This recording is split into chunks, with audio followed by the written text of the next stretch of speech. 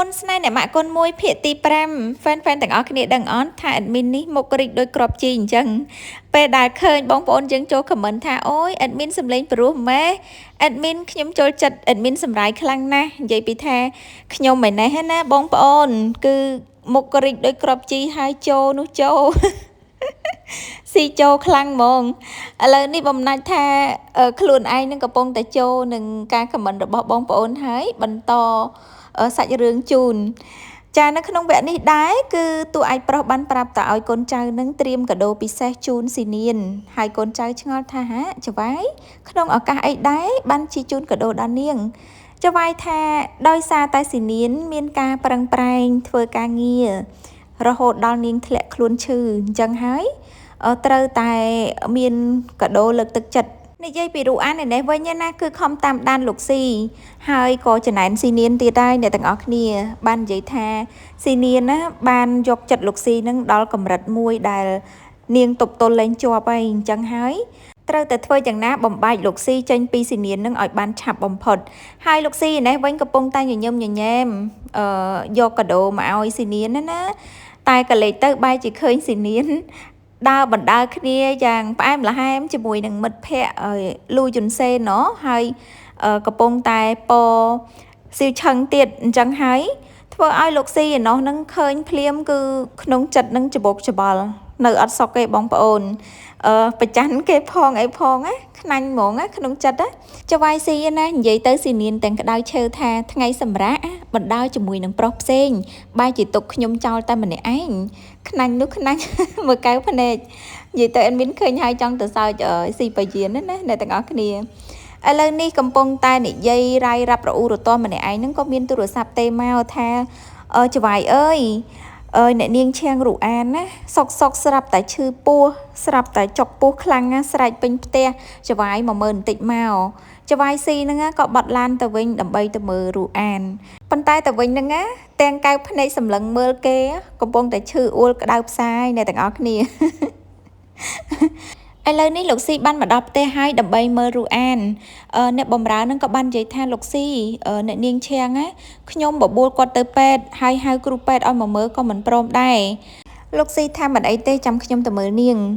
នៅពេលនោះលោកស៊ីក៏បានដើរទៅបន្ទប់របស់រូអានហើយរូអានហ្នឹងគឺកំពុងតែបង្ហាញពីរូបភាពខ្លួនឯងត្រុតត្រោមខ្លាំងណាអ្នកទាំងអស់គ្នាគឺពោពេញទៅដោយល្បិចពឹសពុលតែម្ដងតាមពិតមិនមែនឈឺអីទេតែចង់ឲ្យគេនឹងយកចិត្តយកថ្លើមគ្រាន់តែលោកស៊ីមកដល់ភ្លាមលោកស៊ីលោកប្រុសមកមើលខ្ញុំហើយដឹងទេថាខ្ញុំនឹកលោកខ្លាំងណាស់ហេតុអីបានជាលោកទុកខ្ញុំចោលនៅតែផ្ទះលោកដឹងទេថាខ្ញុំឯកាប៉ុណ្ណាខ្ញុំត្រូវការមើលថែការលួងលោមយកចិត្តទុកដាក់ពីលោកខ្លាំងបំផុតនៅក្នុងជីវិតនេះលោកស៊ីក៏កវិសដៃចេញតែរូអានណាអ្នកទាំងអស់គ្នានៅតែសង្គ្រប់ទៅអោបលោកស៊ីដដែលពោពេញទៅដោយអារម្មណ៍ឈឺចាប់ណាកន្លែងហ្នឹងក៏រៀងអាណិតដែរប៉ុន្តែពឹសពុលខ្លាំងពេកអាណិតតិចបានហើយលោកស៊ីព្យាយាមច្រានរូអានចេញហើយក៏និយាយថាហេតុអីបានជានាងធ្វើបែបនេះនាងដឹងទេថារូបភាពសកម្មភាពបែបហ្នឹងគឺវាគួរឲ្យស្អប់ប៉ុណ្ណាប៉ុន្តែរូអាននិយាយថាហេតុអីបានជាលោកស្អប់ខ្ពើមខ្ញុំម្លេះលោកមិនចូលចិត្តខ្ញុំហេតុអីបានជាលោកព្រមយកខ្ញុំមកនៅក្នុងផ្ទះនេះលោកស៊ីថាខ្ញុំព្រមទទួលយកនាងមកនៅក្នុងវិមានរបស់ខ្ញុំគឺព្រោះតែការទទួលខុសត្រូវមិនមែនព្រោះតែធ្វើអ្វីគ្រប់យ៉ាងដើម្បីបំពេញចិត្តបេះដូងរបស់នាងនោះទេ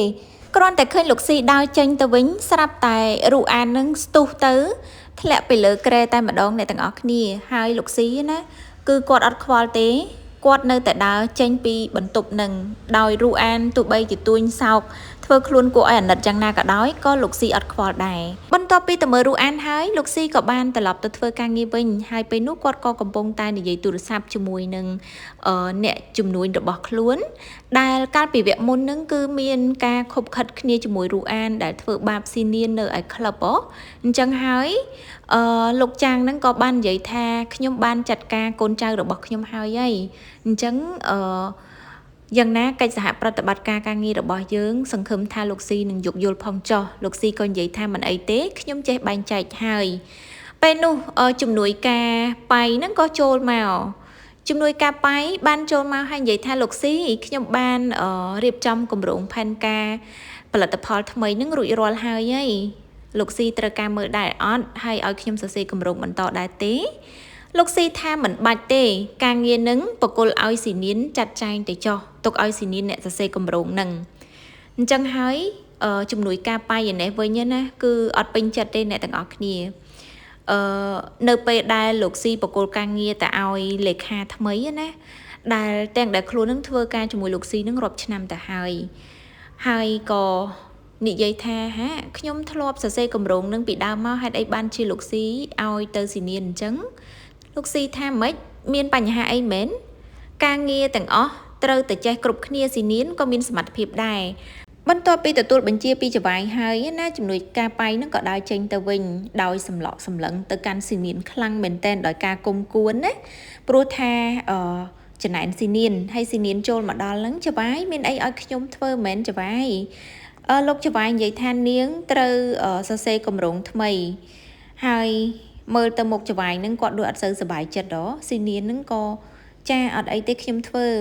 ប៉ុន្តែបែបលក្ខណៈថាជ្រិញរឹកម្ដងល្អម្ដងអាក្រក់អញ្ចឹងណាហើយចវាយហ្នឹងក៏មើលទៅស៊ីនីនក៏និយាយថាយ៉ាងម៉េច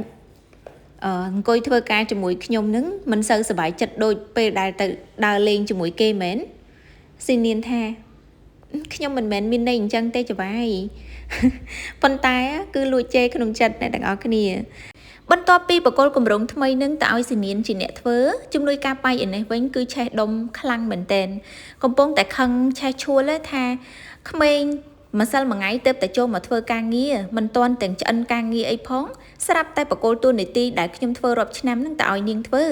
ហេតុអីបានជាលោកប្រធានឆាប់ទុកចិត្តនាងម្លេះបែរជាមិនឃើញពីសមត្ថភាពរបស់ខ្ញុំពេលនោះស៊ីនីនដឹងថាជំនួយការប៉ៃអន់ចិត្តក៏បានមកនិយាយថាជំនួយការប៉ៃខ្ញុំនឹងទៅនិយាយជាមួយលោកប្រធានដើម្បីបកគលតួនាទីនឹងឲ្យអ្នកនាងវិញជំនួយការប៉ៃនឹងក៏និយាយថាយ៉ាងម៉េចនាងមកនិយាយចំអកខ្ញុំអីនាងអាំងសមត្ថភាពស្អីខ្លួនទៅតែមកចូលធ្វើការមកប្រៀបស្មើជាមួយយើងយ៉ាងម៉េចនៅពេលនោះណាស៊ីនីនថាខ្ញុំគ្មានន័យអញ្ចឹងទេខ្ញុំគោរពតួនាទីរបស់ខ្ញុំហើយក៏មិនអាចប្រៀបធៀបសមត្ថភាពជាមួយជំនួយការប៉ៃបានដែរឥឡូវនេះនាងយកឯកសារនឹងចេញទៅហើយយកទៅធ្វើចោះជំនួយការប៉ៃនឹងគឺពោពេញដោយកំហឹងមួម៉ៅក្តៅក្រហាយដោយសារតែគ្រប់យ៉ាងនឹងគឺត្រូវបានរលាយសូន្យឥឡូវនេះរូអានក៏ចូលមកបញ្ឆេះកំហឹងឲ្យជំនួយការប៉ៃនឹងកាន់តែស្អប់ស៊ីនីនថែមទៀតដែរដោយនិយាយថាហេតុអីបានជាល្ងងយ៉ាងហ្នឹងខ្លួនឯងមានសមត្ថភាពទូនីតិប៉ុណ្ណឹងដែរបែរជាឲ្យក្មេងទៅតែចូលមហាត់ការងារទទួលយកតំណែងនឹង free យ៉ាងម៉េចពេលនោះគឺរូអាននិងជំនួយការប៉ៃនឹងបាននិយាយពិភាក្សាគ្នាណាថារកគម្រោងការធ្វើយ៉ាងម៉េចកុំចាត់ស៊ីនីននឹងចេញពីក្រុមហ៊ុនលោកស៊ីឲ្យបានរូអានបាននិយាយបញ្ចុះបញ្ចូលទៅកាន់អ្នកនាងប៉ៃថាខ្ញុំគឺជាអនាគតភរិយារបស់លោកស៊ីប៉ុន្តែស៊ីនីនណាគឺតាមកាត់មុខមាត់រហូតហើយឥឡូវនេះអ្នកនាងប៉ៃគួរតែធ្វើយ៉ាងណាយកតំណែងរបស់ខ្លួននឹងមកវិញឲ្យបានបើមិនអញ្ចឹងទេប្រយ័ត្ននាងឆក់យកទៅបាត់ទៅហើយអ្នកនាងប៉ៃក្រែងជាមនុស្សម្នាក់ដែលចំណិតជាមួយនឹងលោកស៊ីយូរមកហើយមិនបានជាបណ្ដោយឲ្យគេឆក់យកតំណែងពិសេសតំណែងសំខាន់ហ្នឹងទៅងាយម្លេះនៅពេលនោះណាគឺអ្នកនាងប៉ៃហ្នឹងគាត់ក៏កំពុងតែស្ដាប់រូអានបណ្ដើហ្នឹងកំពុងតែគិតបណ្ដើថាត្រូវហើយខ្ញុំមិនអាចបណ្ដោយឲ្យតំណែងរបស់ខ្ញុំត្រូវបាត់បង់ទេព្រោះថាខ្ញុំគឺជាបុគ្គលិកដែលធ្វើការជាមួយលោកស៊ីហ្នឹងជិត10ឆ្នាំទៅហើយហេតុអីបានជានាងនោះទៅតែចូលមក3ខែសោះមកបំផ្លាញយើងងាយម្លេះបន្ទាប់ពីចាប់ចំណុចខ្សោយរបស់អ្នកនាងប៉ៃបានណារូអានក៏ចាប់ផ្ដើមនិយាយសង្គ្រប់យកតែម្ដងថាឥឡូវនេះយើងរួមដៃគ្នាទៅដើម្បីកម្ចាត់នាងល្ងងនោះឲ្យចេញពីក្រុមហ៊ុនរបស់លោកស៊ីហើយពេលនោះនាងក៏ទទួលបានផលប្រយោជន៍ខ្ញុំក៏ទទួលបានផលប្រយោជន៍ដែរនៅពេលដែលឮអញ្ចឹងអ្នកនាងប៉ៃឯនេះក៏បានចាក់ទឹកមួយកែវនឹងលក្ខណៈថាជាការសហការគ្នាជាមួយនឹងរូអានថាខ្ញុំព្រមធ្វើតាមអ្នកនាងគ្រប់យ៉ាងព្រោះថាអ្នកនាងជាអនាគតចវាយទី2ដែរអញ្ចឹងណាចូលមកក្នុងវគ្គនេះស៊ីនីនកំពុងតែរៀបចំឡើងធ្វើបទបង្ហាញប៉ុន្តែត្រូវតែមានឧបសគ្គហើយពីព្រោះថាគម្រោងការរបស់អ្នកនាងប៉ៃនិងរូអានហ្នឹងគឺដាក់ថ្នាំឲ្យស៊ីនីនផឹក អ្នកទាំងពីរហ្នឹងគឺបានរៀបគម្រោងការថាស៊ីនៀនរូអានគេដឹងច្បាស់ណាព្រោះថាធ្លាប់ជាមិត្តភក្តិរបស់ស៊ីនៀនគេនិយាយថាស៊ីនៀនគឺជាមនុស្សម្នាក់ដែលបានត្រៀមខ្លួនខ្លាំងណាស់មុននឹងធ្វើអីមួយនាងតែងតែញ៉ាំទឹកក្រូចឆ្មាដើម្បីរំសាយអារម្មណ៍កុំឲ្យមានអារម្មណ៍ថាភ័យព្រួយនៅពេលដែលឡើងធ្វើបទបង្ហាញអញ្ចឹងហើយរូអានបានខ្សឹបប្រាប់ថាត្រូវតែប្រើវិធីនេះដើម្បីបង្អាក់ដំណើរកុំឲ្យស៊ីនៀននឹងអាចឡើងលើឆាកដើម្បីធ្វើបទបង្ហាញបានពេលនោះអ្នកនាងប៉ៃនឹងបានយកទឹកក្រូចឆ្មាមួយកែវមកឲ្យស៊ីនៀនដោយសម្ដែងធ្វើដូចជាខ្លួនឯងនឹងល្អជាមួយស៊ីនៀនណាស់អញ្ចឹងដោយប្រាប់ថាប្អូនកំពុងភ័យមែនអត់មិនអីទេខំព្យាយាមធ្វើឲ្យបានល្អបងបានយកទឹកក្រូចឆ្មាមួយកែវមកឲ្យផឹកគីឡូថារំសាយអារម្មណ៍កុំឲ្យក្នុងចិត្តនឹងភ័យព្រួយខ្លាំងពេកនៅពេលដែលធ្វើបទបង្ហាញគឺត្រូវតែតាំងចិត្តឲ្យបានល្អបំផុតហើយស៊ីនៀននឹងក៏គិតថាអ្នកនាងប៉ៃនឹងបែបធ្វើល្អដាក់ខ្លួនហើយមើលទៅអញ្ចឹងក៏និយាយដោយជឿជាក់ថាខ្ញុំនឹងធ្វើឲ្យបានល្អអរគុណច្រើនបងស្រីដែលជួយផ្ដល់កម្លាំងចិត្តនិងមតិយោបល់ឲ្យជួយបង្រៀនអីអញ្ចឹងណាការងារនេះរលូនទៅបានបើខ្ញុំធ្វើម្នាក់ឯងគឺមិនអាចទេក្នុងនោះក៏មានការរួមចំណែកពីបងស្រីដូចគ្នានៅពេលនោះស៊ីនៀនក៏លើកទឹកក្រូចឆ្មានឹងផឹកតែម្ដងពេលនោះអ្នកនាងប៉ៃណាគឺគេញញឹមញញែមឯងគេគិតថាសម្រាប់យាយលើកនេះដឹងតែខ្លួនឯងនឹងខ្លាយជាអ្នកឡើងធ្វើបទបង្ហាញឯងនៅពេលបន្តិចទៀតឥឡូវនេះលោកស៊ីកំពុងតែអង្គុយរងចាំស៊ីនៀនក៏ដូចជាគ្រប់គ្នានឹងកំពុងរងចាំឲ្យស៊ីនៀននឹងឡើងធ្វើបទបង្ហាញអីអញ្ចឹងទៅព្រោះថាពេលវេលានឹងចិត្តមកដល់ហើយដោយសារតែនៅកន្លែងធ្វើបទបង្ហាញផលិតផលថ្មីនឹងមានអ្នកជំនួញជាច្រើនហើយអ្នកសារព័ត៌មានផងដែរលោកស៊ីក៏បានសួរថាស៊ីនៀនទៅណាបានជាមិនឃើញសោះអញ្ចឹងឆាប់ទៅរកស៊ីនៀនទៅនៅពេលនោះអ្នកនាងប៉ៃនឹងគឺចេញទៅរកស៊ីនៀនហើយតែស៊ីនៀននេះណាកំពុងតែត្រូវថ្នាំឈឺពោះខ្លាំងណាស់ហើយក៏នៅក្នុងបន្ទប់ទឹកប៉ុន្តែនៅពេលដែលចេញទៅវិញនឹងគឺត្រូវបានអ្នកនាងប៉ៃនឹងចាក់សោចិត្តឲ្យអ្នកទាំងអស់គ្នាបើកអត់ចេញទេព្រោះថានេះគឺជាល្បិចដើម្បីបង្អាក់ដំណើរដល់ស៊ីនៀនកុំឲ្យស៊ីនៀននឹងឡើងធ្វើបទបង្ហាញបានហើយអ្នកនាងប៉ៃនឹងគឺដើម្បីត្រងយកផលប្រយោជន៍ពីស៊ីនៀនណាបើសិនជាស៊ីនៀនមិនអាចចេញមកបានទេ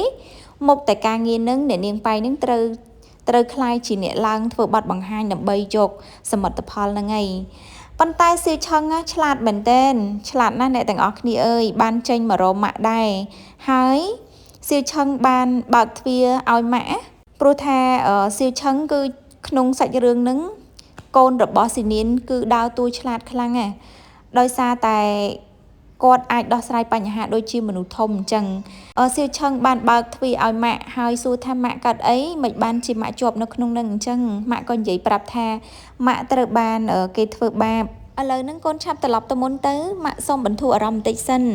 អ្នកនាងប៉ៃឯនេះវិញណាគេធ្វើមកប្រាប់លោកស៊ីថាខ្ញុំរកស៊ីនៀនមិនឃើញទេចៅហ្វាយអើយមិនដឹងថានាងទៅណាទេ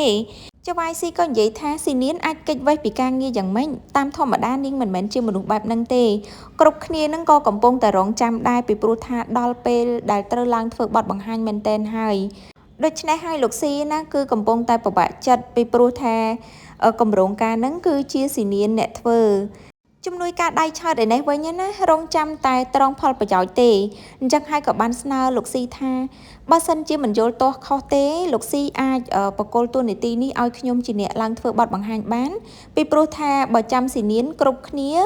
គឺនទះសារខ្លាំងណាស់ហើយខ្ញុំក៏ជួយធ្វើកម្រោងនឹងដែរខ្ញុំអាចចាំខ្លឹមសារបានអញ្ចឹងហើយលោកស៊ីក៏និយាយថានាងប្រកាសដែរថានាងអាចធ្វើបានល្អបើធ្វើបានល្អឡើងទៅនៅពេលនោះណាអ្នកនាងប៉ៃគេញញឹមទាំងមានទំនុកចិត្តតែម្ដងគេគិតថាឱកាសខ្ញុំហើយពេលនេះគឺគ្រប់យ៉ាងបានមកក្នុងកណ្ដាប់ដៃរបស់ខ្ញុំហើយពីព្រោះថាវេទិកាធំបែបនេះខានបង្ហាញមុខមាត់នឹងជាយូរមកហើយអញ្ចឹងត្រូវតែក្តាប់យកផលប្រយោជន៍នេះឲ្យបាននៅពេលនោះណាអ្នកនាងប៉ៃបានឡើងធ្វើបទបង្ហាញអំពីផលិតផលថ្មីអំពីគម្រោងការរបស់ក្រុមហ៊ុនរៀបរាប់អំពីកិច្ចសហប្រតិបត្តិការផ្សេងជាមួយអ្នកជំនួញអីអញ្ចឹងទៅ ប៉ុន្តែអ្នកទាំងអស់គ្នាហេតុតែការងារនេះគឺជាឱកាសពិសេសរបស់ស៊ីនៀនជាមនុស្សដែលមានបុណ្យណាតែងតែមានអ្នកតាមជួយអីអញ្ចឹងក៏មកដល់ក្លើមតែម្ដងនៅពេលនោះគឺលោកស៊ីក៏ភ្ញាក់ផ្អើលហើយអ្នកនាងប៉ៃហ្នឹងក៏ភ្ញាក់ផ្អើលដោយឡែករូអានដែលកំពុងតែឃ្លុំម៉ាស់ពាក់វ៉ែនតាចិត្តអង្គុយក្រោយខ្នងហ្នឹងក៏ភ្ញាក់ព្រឺតដែរថាហេតុអីបានជានាងមិនកើតអីសោះអញ្ចឹងស៊ីនៀនបានផឹកទឹកក្រូចឆ្មានឹងច្បាស់ណាស់មិនបានជានៅតែអាចមកចូលរួមក្នុងកម្មវិធីបានចំណែកឯលោកហ្វូដែលជាអ្នកជំនួញកិច្ចសហប្រតិបត្តិការនៅក្នុងក្រុមហ៊ុនរបស់ស៊ីប៉ាយានហ្នឹងក៏គាត់ញញឹមញញែមជាមួយនឹងលោកស៊ីដែរថាបានស៊ីនៀនមកធ្វើបទបង្ហាញកាន់តែពិសេសហើយអញ្ចឹងស៊ីនៀនឡើងទៅដល់ក៏បានញញឹមទាំងគិតនៅក្នុងចិត្តណាពីព្រោះថាស៊ីនៀនដឹងច្បាស់ថាអ្នកនាងប៉ៃហ្នឹងគឺបានធ្វើបាបខ្លួនអញ្ចឹងក៏បានឡើងទៅនិយាយថាសុំទោសគ្រប់គ្នាដែលខ្ញុំមកយឺតបន្តិចពីព្រោះថាមានធរៈហើយក៏មាននរណាម្នាក់បានដាក់ថ្នាំនៅក្នុងទឹកក្រូចឆ្មាឲ្យខ្ញុំផឹកនិយាយបណ្ដាគឺមើលទៅមុខអ្នកនាងប៉ៃបណ្ដាណាស៊ីនៀនក៏ឌឺមិនធម្មតាដែរហើយរូអាននេះវិញគឺកំពុងតែភ័យបាសសក់អីរត់តែផ្លូវរត់ទេ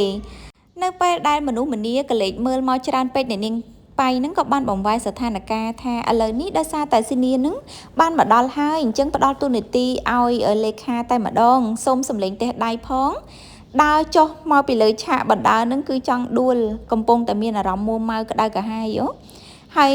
ឥឡូវនេះស៊ីនៀនក៏បានបង្ហាញឈ្មោះ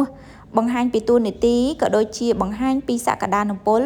នៅពេលដែលខ្លួនឡើងធ្វើបទបង្ហាញផលិតផលថ្មីរបស់ក្រុមហ៊ុនលោកស៊ីហើយរូអានក៏បានទាញទូរស័ព្ទឆាតទៅស្ដីបន្ទោសដល់អ្នកនាងប៉ៃថាហេតុអីបានជានាងនោះអាចនៅតែធ្វើការបាននាងនោះមិនកើតអីហើយអ្នកនាងប៉ៃក៏បានឆាតទៅវិញថាខ្ញុំបានដាក់ថ្នាំឲ្យនាងក្នុងទឹកក្រូចឆ្មានឹងប្រកាសណាស់ប៉ុន្តែមិនដឹងថាមានរឿងអីកើតឡើងទេបានជានាងអាចត្រឡប់មកវិញបានស៊ីនៀនណាគឺកំពុងតែនិយាយដោយជឿជាក់ហើយលោកស៊ីឯនេះវិញញញឹមមួយបិទមាត់មិនចិត្តទេពីព្រោះថាពេញចិត្តនៅស្នាដៃនៅសមត្ថភាពពិសេសរបស់ស៊ីនៀនមិនត្រឹមតែស្អាតប៉ុណ្ណោះទេតែជាលេខាដែលយកចិត្តទុកដាក់ចំពោះការងារហើយក៏បង្ហាញពីឥទ្ធិពលឲ្យក្រុមហ៊ុនលោកស៊ីនទទួលបានផ្លែផ្កាកាន់តែច្រើនឡើងទើបធ្វើឲ្យលោកហ្វូដែលជាអ្នកសហការជាមួយក្រុមហ៊ុនស៊ីត្រេកអរខ្លាំងមែនទែនចំណែករូអានទ្រាំមើលភាពជោគជ័យរបស់ស៊ីនៀនមិនបានក៏ងើបក្រេះចេញទៅភាគទី5របស់យើងបានបញ្ចប់ត្រឹមនឹងហើយអ្នកទាំងអស់គ្នា